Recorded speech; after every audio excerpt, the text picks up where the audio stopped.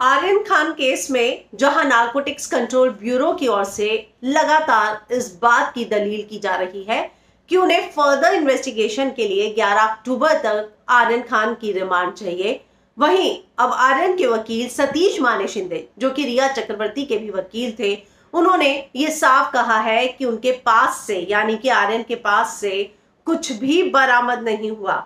जो दलीलें कोर्ट में शुरू हुई हैं उसमें माने शिंदे ने कहा, I am not seeking bail as a matter of right. I was detained by NCB, not in cruise ship.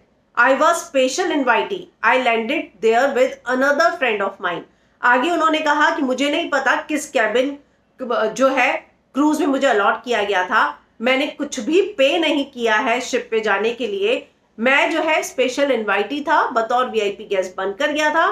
माने शिंदे ने यह भी दावा किया कि जो पंचनामा है उसमें ये साफ साफ लिखा गया है कि does not indicate anything cease from me, यानी कि उनके क्लाइंट आर्यन खान की पंचनामा में ये साफ साफ है कि मेरे पास से कुछ भी नहीं मिला है, सिर्फ और सिर्फ मोबाइल के अलावा।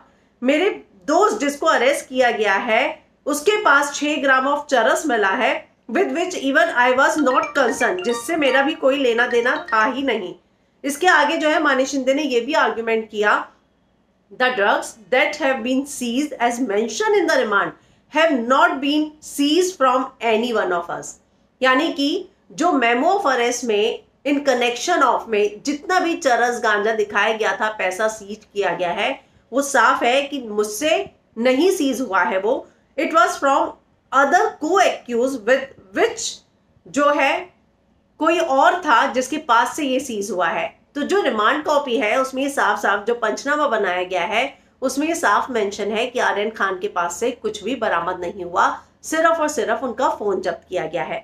माने शिंदे जो है वो आगे और आर्ग्यूमेंट में कहते हैं कि फर्दर इंटेरोगेशन से मेरी जितनी भी व्हाट्सएप चैट थी वो डाउनलोड की गई है, विच while I was abroad, they claim that my chats indicate international drug trafficking.